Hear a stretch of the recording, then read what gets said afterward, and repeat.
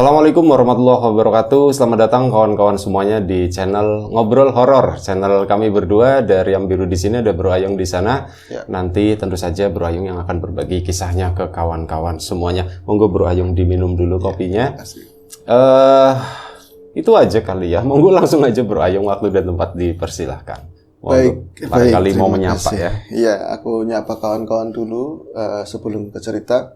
Assalamualaikum warahmatullahi wabarakatuh. Waalaikumsalam warahmatullahi. Bismillahirrahmanirrahim. Apa kabar kawan-kawan ngobrol semua? Semoga semua dalam keadaan baik dan selalu bahagia tentunya kapanpun dan dimanapun saatnya. Amin. Kembali kita di ngobrolin yang horor-horor. Cerita horor yang gak horor-horor banget. Betul. Katanya. Tapi lumayan lah ya. Horor banget kopi nyatanya. Enggak terlalu ding. Terus. Baik, langsung ke cerita saja. Langsung ke cerita. Cerita apa nih Bro Ayung? Ya, ini ada cerita dari Mbak siapa tadi namanya ya? Lupa. Yuni. Dari Mbak Yuni di Cilacap. Jadi dia menceritakan pengalaman horor yang Mbak Yuni alami di 7 tahun yang lalu. Bro Ayung nggak usah sambil ngerokok ya. Soalnya lagi cerita susah ya, juga kan. Nanti 7 tahun. Kesedak. Nanti kesedak Bro Ayung. Bisa, itu kan. Nah, ini Mbak Yuni di 7 tahun yang lalu dia mengalami cerita horor. Berarti tahun 2017. Betul. Kira-kira di tahun segitu ya. Kita ulas dulu siapakah Mbak Yuni tersebut. Bukan siapa-siapa. Ini Mbak Yuni yang mana? Mbak Yuni kan Cilacap. Banyak jutaan. Cilacap juga banyak mungkin banyak. Ya ini pokoknya yang cerita. Cerita ini yang mengirimkan cerita ke redaksi kami asik. Nah itu Mbak Yuni itu sebenarnya 2 bersaudara. Ada kakaknya. Kakaknya namanya Rohman. Rohman itu PAUD usianya dari Mbak Yuni itu 15 tahun. 15 tahun? Iya, lama sekali. Terus tapi ya itu tadi, Mas Rohman tidak dikaruniai umur panjang. Sudah almarhum beberapa tahun sebelum dia ngalamin cerita horor itu. Iya, jadi dia itu kerja di Batam sana, di Batam. Itu kecelakaan kerja. Iya, kecelakaan kerja terus meninggal loh akhirnya.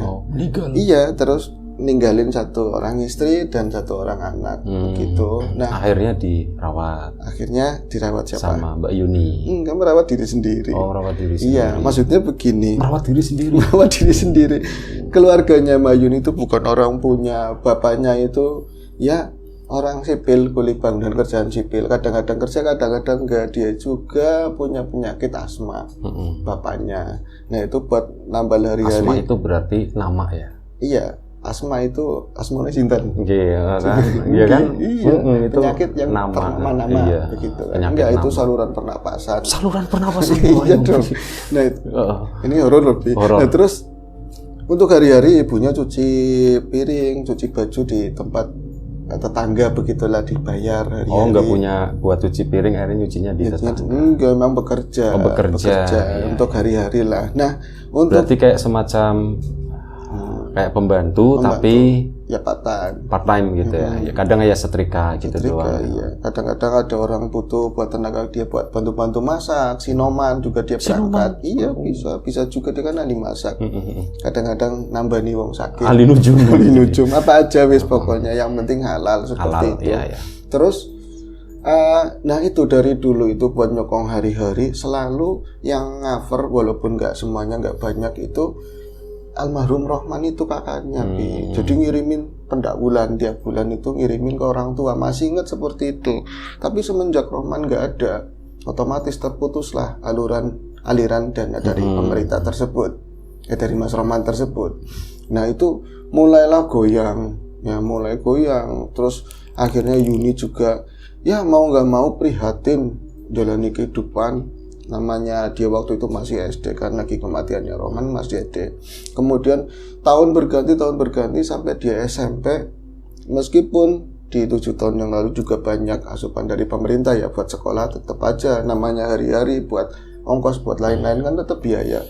Akhirnya dengan terpaksa keluar dari SMP di berarti kelas 2. Pulang maksudnya. Iya, keluar ke kantin. Enggak, keluar dari sekolahan. Enggak sekolah lagi. Mengundurkan diri. Berhenti itu ya dengan berat hati. Seperti pokoknya di dalam hatinya. Gitu ya. Dalam hatinya Mbak Yuni aku harus kerja, aku pengen bantu orang tua, pokoknya aku nggak mau sekolah, mau kerja. Di usia SMP itu. SMP. Nah, sempat nganggur sekian lama di rumah, berapa berarti bulan? udah bulan, kirain tahun. Terus datanglah beberapa orang, 2 orang berboncengan, nanya-nanya rumahnya papanya Yuni. Ketemulah di situ, itu nawarin pekerjaan, Bi. Ya Yuni dengan sangat senang ya. Ada orang, aku lagi butuh kerjaan, pengen bantu orang tua, ada yang nawarin pekerjaan. Katanya mau ditempatkan di rumah makan. Waduh, ini jadi tukang restoran nih saya. Bekerja di restoran, nanti bisa kirim bapak sama ibu, katanya di Jakarta. Disanggupin. Oh, di luar kota. Bukan di Cilacap ya? Bukan, apalagi dia lebih seneng lagi. Ketika mau berangkat sebelum dijemput, kan pakai travel ya. Dijemput, orang tuanya itu ditinggalin uang. Sama yang tadi agen pencari kerja begitulah ya, ditinggalin uang. Rumah makan kan warteg berarti ya. Cilacap. Restoran. Restoran. Ya, tadinya ngertinya di restoran, kemudian ditinggalin duit 400.000. Yuninya pun dikasih duit buat pegangan. Nah, akhirnya dia berangkat, senang banget nih, bosnya baik banget. Ternyata bukan buat orang itu, dioper di mereka hanyalah agen, Bi. Dan konon katanya agen-agen kayak gitu di tahun tersebut pun satu kepala dapat 300 fee-nya begitu loh. Ternyata ditempatkan di warteg, beneran ente itu. Warteg ya berarti. Iya, bukan rumah makan yang restoran gede begitu. Nah, ya wartegnya cukup ramai juga di bilangan Jakarta mana, nggak diceritakan. Tapi lu kok warteg kan rada gimana gitu ya, harapannya bocah-bocah segitu ya, yang warteg kan kayak warung biasa, padahal warteg yang mewah juga banyak. Warteg itu beres luar biasa. Nah, di sana dia mulai menjalani hari-hari sebagai warteg, sebagai apa ya, cuci piring, bersih-bersih, itu udah hari-hari biasa dilakuin di rumah, nggak kaget. Dan pelan-pelan mulai ngadep di depan ngelayanin pengunjung, customer. Nah, paling ntar ada yang suka nih. Iya, ketebak, bocah ditebak dong, Bi. Ketebak gitu. Iya, jadi Yuni itu moblong-moblong, bocah putih bersih. Terus walaupun kelas 2 SMP, bongsor. Jadi badannya kalau dari belakang itu kayaknya udah bocah kuliahan, kelihatannya gitu. Kalau dari depan baru nyunyunya masih muda begitu kan. Jadi banyak yang suka, termasuk yang paling nyebelin sama-sama asisten. Yang lama di situ, mulai sering senior, mulai ya kayak gitulah. Tapi dia bertahan, yang penting saya bisa ngirimin orang tua, di sini juga ada uang jajannya, kerasan lah tinggal di situ. Sampai pada akhirnya dia itu harus terpaksa keluar dari warteg tersebut karena apa? Mendapatkan perbuatan tidak senonoh atau pelecehan dari siapa? Senior. Dari anaknya majikan. Oh, anaknya majikan. Nah, dia kan otomatis sudah lama banyak cerita sama yang kenal dekat di situ, termasuk yang masak. Akhirnya dia memutuskan untuk aku harus keluar. Itu nggak ngomong-ngomong, itu keluar dari situ, Bi. Nah, siapa yang nampani atau siapa yang menampung itu saudaranya yang tukang masak, tapi diem-diem. Tapi daerahnya beda, nggak di situ. Nah, numpang terus-terusan di situ juga kan nggak enak. Dia pengen nyari kerja. Nah, dari saudaranya tukang masak itu dapat memo untuk kerja di sebuah pabrik. Tapi kan ijazahnya SMP kelas 2. Akhirnya SD ya masuknya. Iya, masuknya SD. Akhirnya dia akal-akalin ada ijazah fiktif. SMP di SMP kan, apalagi kan badannya SMA aja masuk begitu kan. Kerjalah Mbak Yuni di perusahaan itu bikin wig katanya. Oh, bikin wig itu kan ya harus yang jelimet tapi dia bagian potong-potong rambut katanya. Itu sampai berapa bulan, awal-awalnya masih numpang di saudaranya tadi ya, tukang masak, tapi kan memberatkan, akhirnya ngontrak sendiri. Nah, dari situlah dia mulai merasa begini, dapat bayarannya per bulan, gak ada uang saku kayak di warteg ya, yang buat jajan hari-hari kan gak ada, ngandelin bulannya cuma segini buat bayar kontrak. Dari situlah dia selama berapa bulan itu sama sekali nggak ngirimin uang sepeser pun ke kampung. Itu dia ngerasa bersalah juga, tapi ada harapan, ini buat batu loncatan aja, siapa tahu nanti ada kerjaan yang lain begitu. Tapi udah mulai nggak kerasan karena ada beban orang tua, nanti gimana, bapak juga sakit begitu kan. Di pikirannya kan bapak yang sering sakit. Nah, suatu hari dia itu pulang dari tempat kerjaan, badan itu ngerasanya nggak enak. pokoknya tadi pagi baik-baik aja. Pulang itu shift 1 ya, jadi sore. Terus beres-beres, nyuci-nyuci segala macam, habis maghrib dia niat mau makan aja udah nggak sanggup. Jadi antara udah badan nggak enak, mata itu nggak bisa dibuka sama sekali, benar-benar nggak bisa dibuka, nggak bisa. Padahal kan bisa aja sebenarnya, dia nggak mau membuka matanya, jadi tidur plek, bahkan nggak di kasur, di ubin, tidur di ubin. Terus ini dikontrakan. Untung pintunya dikunci, kalau nggak kan bahaya. Bahaya gitu. Ini bahaya sekali. Terus udah gitu dia itu kayak ngelilir atau terbangun itu baru berapa jam terbangun. Cuman kok kayak aku kayak nggak di dalam kontrakan ini, memang ruangan kotak. Cuman kok gelap-gelap semua, ini di mana? Pas dia nengok-nengok di sekeliling, dia juga ngelihat dia itu lagi baringan, tapi baringannya kayak nggak di situ gitu loh.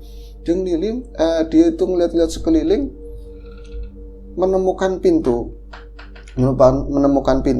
itu sampai nengok ke belakang begini ya. Itu pintu diliatin, pintu buka, ada kayak asap-asapnya begitu loh, kayak di film-film horor itu gitu. Tuh pelodot begini, sosok buntelan sosok begini sosok ikat 5, sosok pocongan.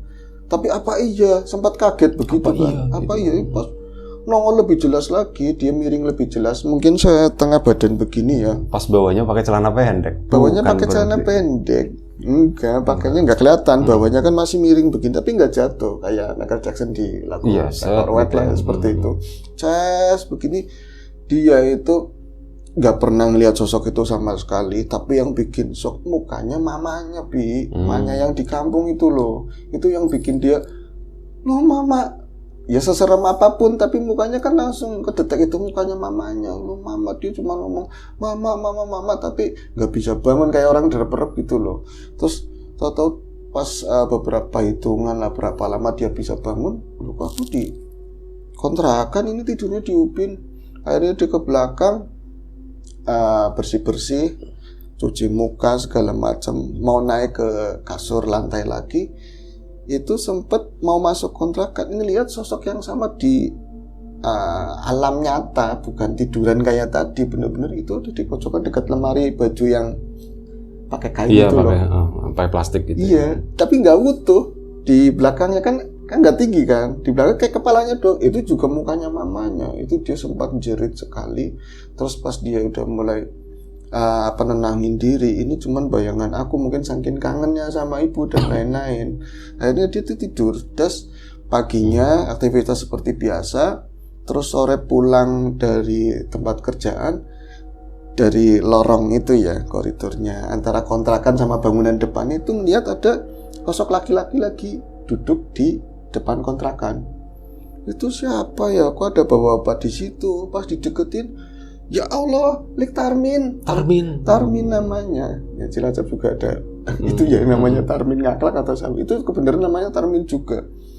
Itu usianya di bawah bapaknya, manggilnya Lek. Padahal tetangga, cuma tetangga, gak ada hubungan saudara. Ya Allah, Tarmin. Langsung ngomong, wah alhamdulillah ketemu, saya cariin loh. Seminggu saya muter-muter Jakarta nyariin kamu. Apa namanya siapa tadi? Ya Yuni ya, namanya Yuni. Soalnya kamu Yun. Emang kenapa, Lik? Tuh kamu, saya nanya-nanya ke tempat kerja, katanya udah nggak di tempat warteg itu. Nah warteg itu malah orang Brebes yang punya kan angel ya. Warung Tegal yang punya orang Brebes. Oh seorang kene, urusan aku, bukan urusan saya. Itu dikasih tahu sama yang tukang masak. Itu kontrakannya di daerah sini. Ketemu alhamdulillah. Masuk Lik. Orang-orang ini penting. Kamu nggak pernah pulang kampung sama sekali, nggak ngabarin ibu sama bapak. Iya Lik, kenapa?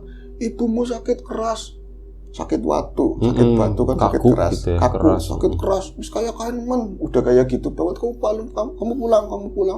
Ya Allah, dari kemarin saya mimpi. Wis jangan diceritain, pulang aja sekarang. Iya Lik, langsung beres-beres. Dia juga ya takut, panik segala macam. Kan bapak yang sering sakit, kenapa ibu yang sakit keras? Kan kenapa begitu kan? Akhirnya, lah kamu pulangnya bisa apa enggak? Iya lah dianterin lah dari terminal itu sama si Tarmin itu. Terus ditanyain pas udah naik ke itu kan Sumber Alam pakainya kan, ada jurusan ke Cilacap.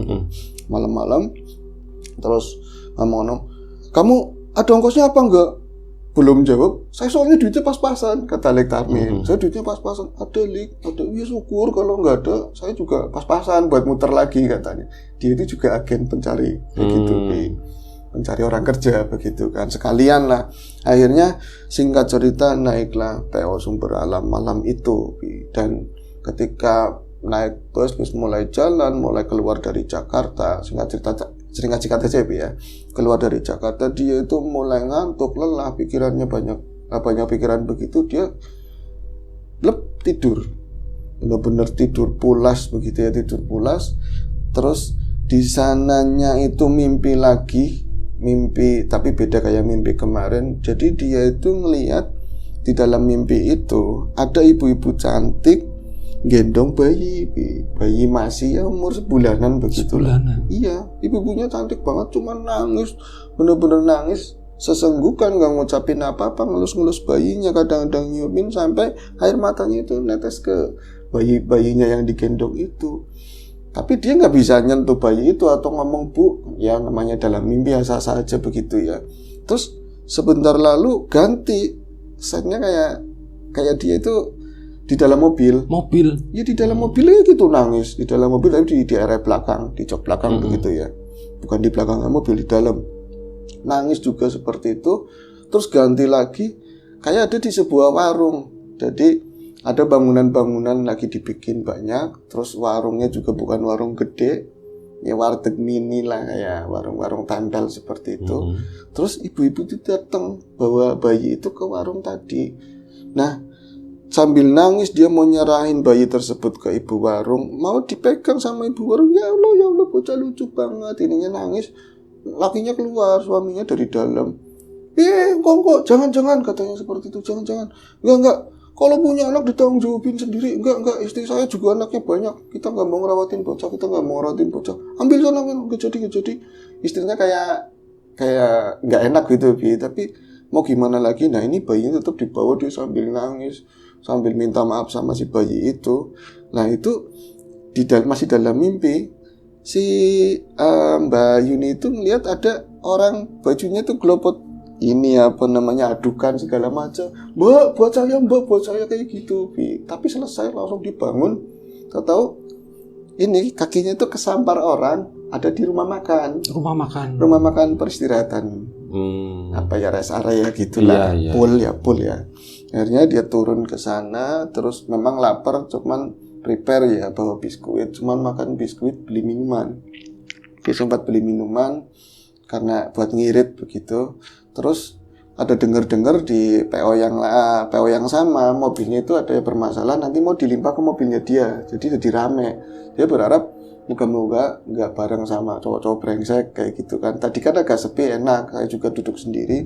Nah, dia lagi nunggu mobil itu jalan lagi, ada tukang yang jual-jualan telur itu loh.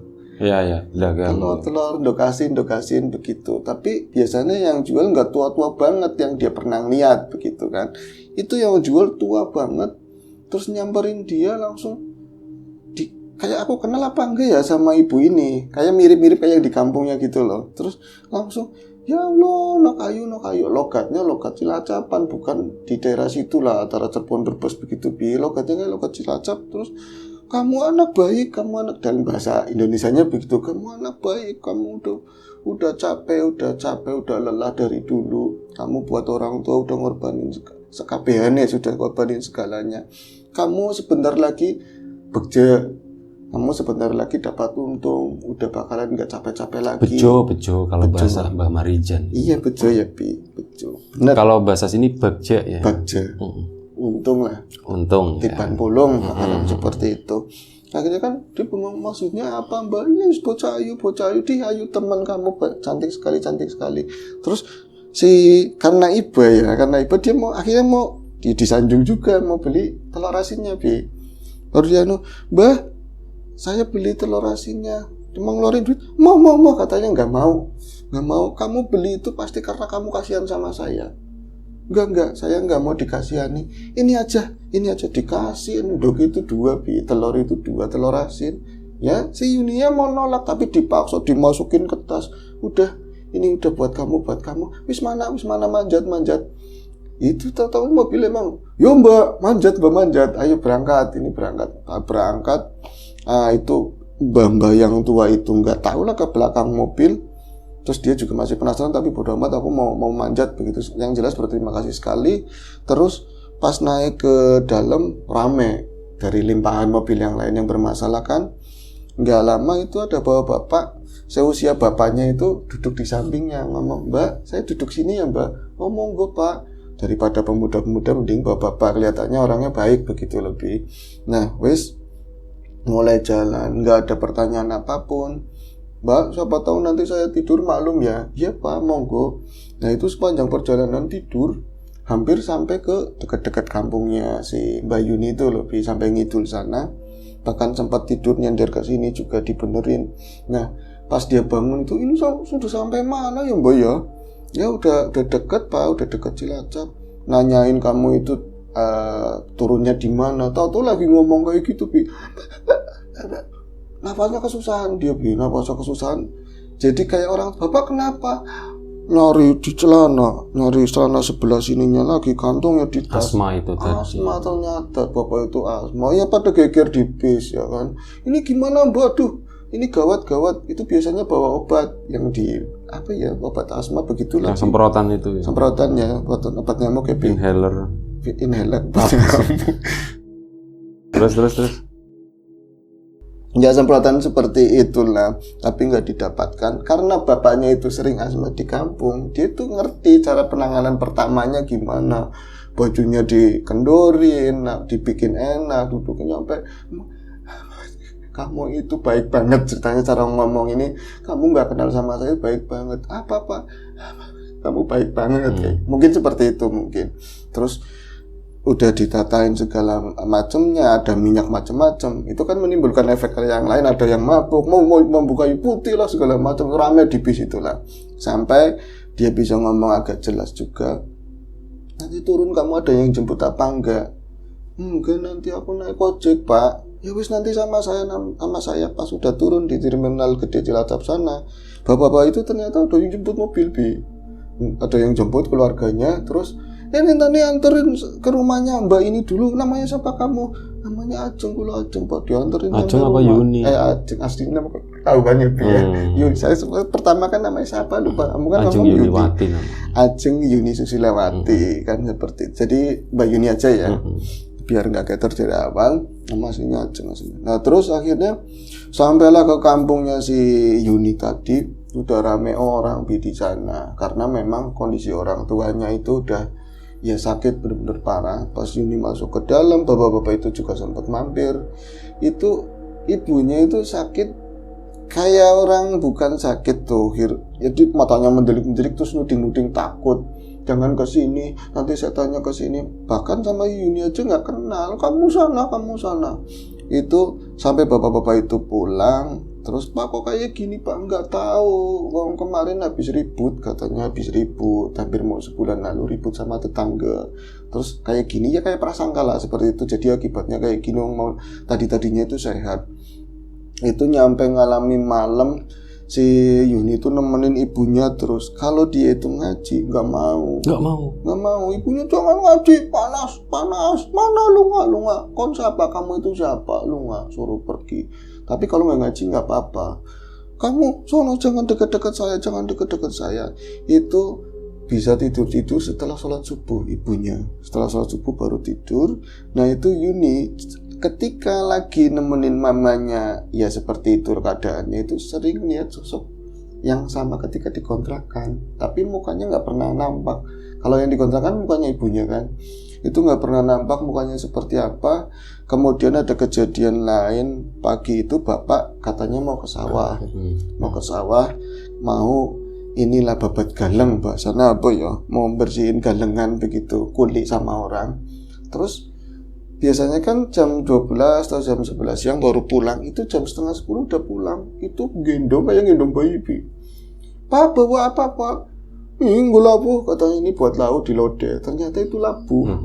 Labu waluh di sini ya ngomongnya, yang panjang itu kan ada yang bulat, ada yang panjang hijau. Labu.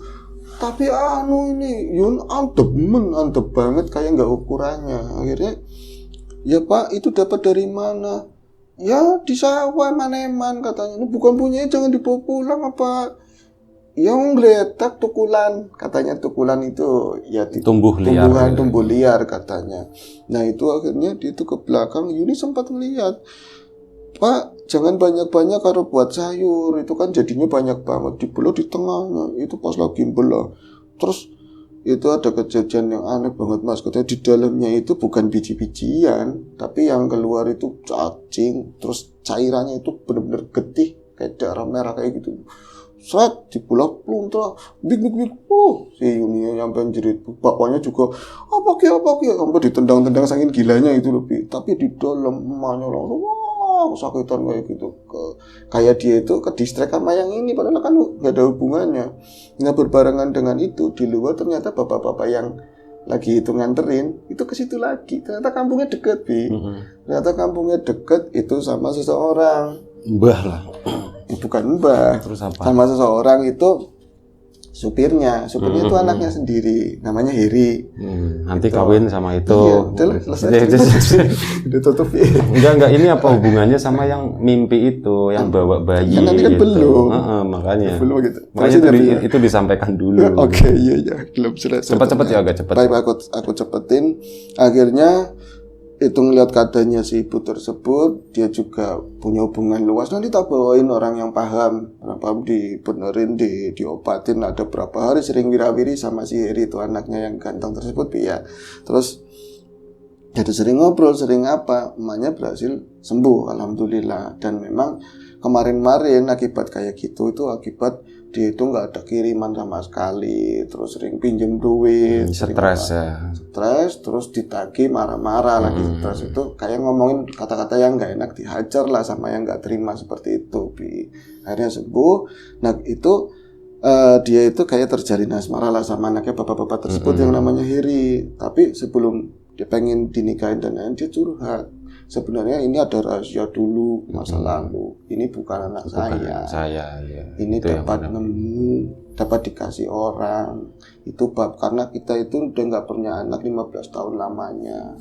Itu makanya mukanya ya beda, kulitnya ya beda. Berarti waktu itu punya anak Rohman ya? Cuman Rohman, udah 15 tahun nggak punya anak. Terus gitu. dikasih. Dititipin. Sampai sekarang ibunya nggak tahu di mana. Ya berat, tapi ada di balik. Ya berat, mengetahui itu juga ada kebahagiaan di sisi lain seperti itu. Dan mereka menikah. Iya. Oke, makasih Bro Ayung ceritanya. Gemeremet dari tadi. Ya. Oke, terima kasih ceritanya Bro Ayung. Sekali lagi, kawan-kawan di rumah juga terima kasih banyak udah menyimak, udah dengerin cerita dari Bro Ayung ini. Yang pastinya kami terima kasih untuk kawan-kawan semua atas support dan dukungannya apapun itu bentuknya. Ya. Doa terbaik dari kami untuk kawan-kawan tentunya. Sampai jumpa di episode selanjutnya Ngobrol Horor. Jaga kesehatan kawan-kawan. Assalamualaikum warahmatullahi wabarakatuh.